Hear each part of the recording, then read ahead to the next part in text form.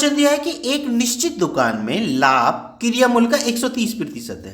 क्रिया मूल्य का 130%, ध्यान रखना।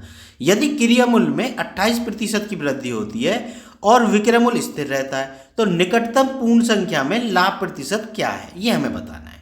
देखो, मान लेते हैं कि उसका क्रिया मूल्य 100 रुपये था, ठीक है। अगर 100 रुपये था क्रिया मूल्य, ये हमने क्रिया मूल्य माना है, ठीक है बच्चों। तो उसका विक्रय मूल्य क्या आ गया, क्योंकि वो क्या कह रहा है कि लाभ क्रिया मूल्य का 130% है, लाभ, केवल लाभ, ठीक है ना।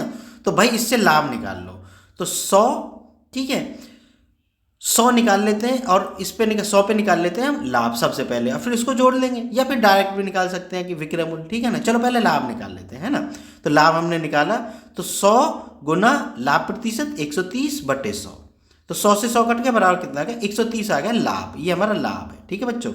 तो भाई विक्रय मूल्य क्या हो गया, यहाँ से विक्रय मूल्य बराबर हो गया भाई क्रिया मूल्य प्लस लाभ 130 बराबर हो गया 230 रुपये, हमारा विक्रय मूल्य हो गया, ठीक है बच्चों, समझिए बात। अब वो क्या कहता है कि क्रिया मूल्य में 28% की वृद्धि होती है। भाई क्रिया मूल्य में 28% की वृद्धि होगी और विक्रय मूल्य स्थिर रहता है, मतलब विक्रय मूल्य उतना ही रहता है जितना कि पहले था, मतलब 230 रुपये, ठीक है। तो अब लाभ प्रतिशत कितना होगा ये हमें बताना है। तो भाई देखो, पहले क्रिया मूल्य हमने कितना माना है, 100। अब 100 में क्या होगी, 28% की वृद्धि, तो 28% की वृद्धि करके कितना क्रिया मूल्य आ जाएगा भाई, 100 + 28/100, 100 से 100 कट गया, बराबर कितना आ गया, 128, ठीक है ना। तो हम डायरेक्ट भी लिख सकते हैं, 100 हम मानते हैं इसलिए कि अगर जितने की वृद्धि हो रही हो, घाटा हो रहा हो, डायरेक्ट उतना ही लिख दो, ठीक है ना। तो ये कितना आ गया, 128 रुपया, वो क्या हो गया, उसका क्रिया मूल्य हो गया। तो भाई लाभ कितना हो गया, लाभ हो गया आपका 230 शुद्ध लाभ, अब फिलहाल, ठीक है, 230 माइनस 128, भाई क्रिया मूल्य, विक्रय मूल्य माइनस क्रिया मूल्य, 10 में से 8 के 2, कितना बचा, 2, 2 में से 2 गए 0, और ये बचा मतलब 102 रुपये हमारा शुद्ध लाभ है।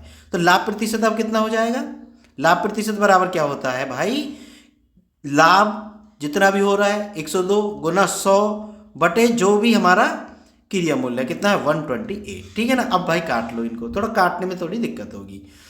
देखो 2 से कटेगा, ये 4 से तो कटना नहीं, 8 और 2 10 और 1 11, 3 से भी नहीं कट रहा है। इसका मतलब ऐसा करो तुम लोग, इसको 4 से काट लो, चलो 25 बार कटा, 4 से कटा, 4 × 12, 4 दूनी 8, ठीक है ना।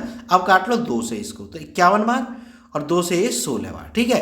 अब देखो जरा गुना कर लो, 25 से कम 25, और 25 पंजे 125, और 2 कितने हो गए, 127, ठीक है बच्चों। और इसमें कर दो 16 का भाग, कर दिया 16 का भाग, ये कर दिया भाई 16 का भाग, ठीक। अब भाग करो भाई जरा, तो 16 से भाग करेंगे तो 16 सत्ते 112, 16 टे 128 ज़्यादा हो जाएगा, तो 16 सत्ते 112 लिख लो, 112 आ गया भाई। ये 7 भाई ऊपर वाला नहीं, मैं चलो इधर लिख देता हूँ, 16 सत्ते 112, ठीक। अब 7 में से 2 गए 5, और 2 में से 1 गया 1, उतार लिया 5। अब देखो कितनी बार जाएगा, 16 निम्मा 144, ठीक है बच्चों, है ना।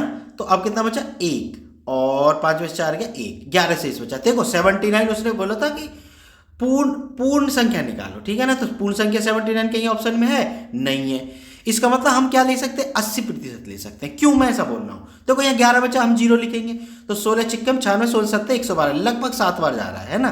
तो क्या होता है कि पॉइंट के बाद होता क्या है कि पॉइंट के बाद अगर 5 से ज़्यादा है, 5 या 5 से ज़्यादा, तो 1 हम इधर बढ़ा देते हैं, तो ये 79 और 1 कितना हो जाएगा, 80 हो जाएगा। तो ये 80% हमारा आंसर होना चाहिए, ठीक है बच्चों, बात समझ गए होगे। अगर वीडियो पसंद आई हो तो चैनल को सब्सक्राइब जरूर कर लेना। मिलते हैं फिर नेक्स्ट वीडियो में।